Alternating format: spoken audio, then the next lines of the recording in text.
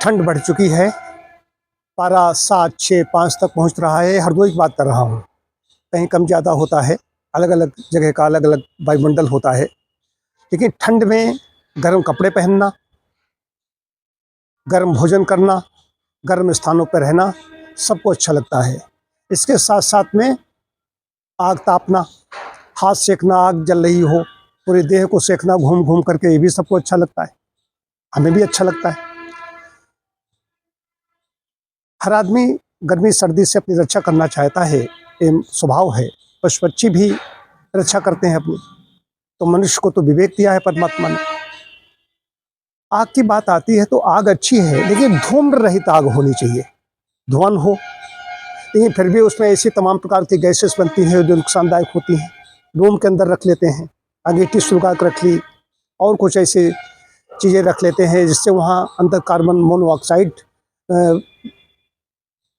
उत्पन्न होती है। उससे ऑक्सीजन का स्तर कम हो जाता है और बड़ी घटनाएं, दुर्घटनाएं हो जाती हैं।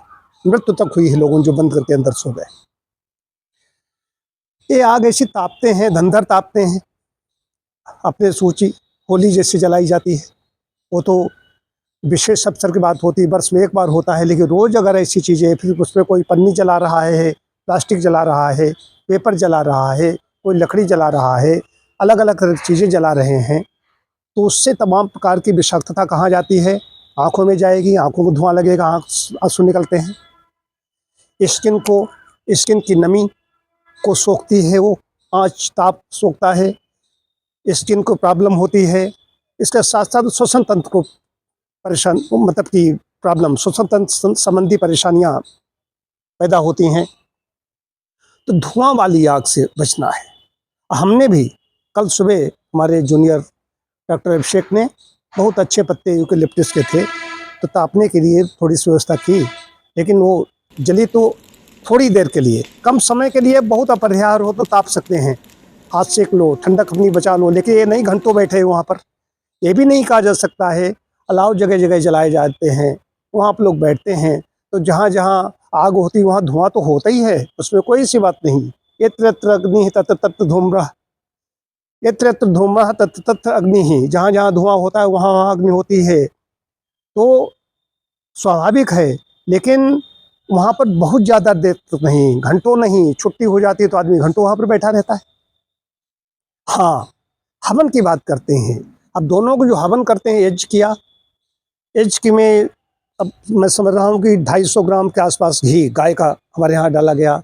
उसमें तमाम गुग्गुल जैसी औषधियाँ पड़ी हुई हैं, बहुत कुछ उसमें तिल हैं, जौ हैं, लौंग है, दालचीनी, किशमिश, बहुत कुछ है उसमें डाला जाता है। वो उसमें धुआं कहीं लगता ही नहीं, आँख में नहीं लगता।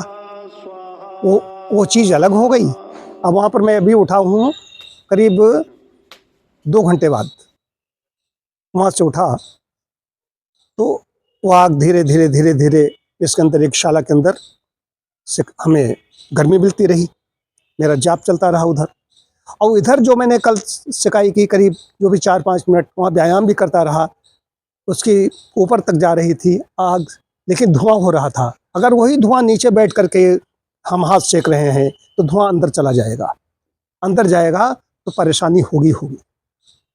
ये कहना है कि आग हाथ सेकना अच्छा है, बहुत कम समय तक ऐसी, जहाँ पर धुआं ज़्यादा हो, कम समय के लिए बैठें, ठंडक दूर हो जाए तो हट जाएं। अगर नहीं, धूम रहित अग्नि सिलेंडर से है, हीटर से है, और भी तमाम प्रकार के साधन हैं, उनका उपयोग करें। और उनका भी अत्यधिक उपयोग नहीं करना है। अत्यधिक उपयोग करेंगे तो परेशानी तो होगी होगी।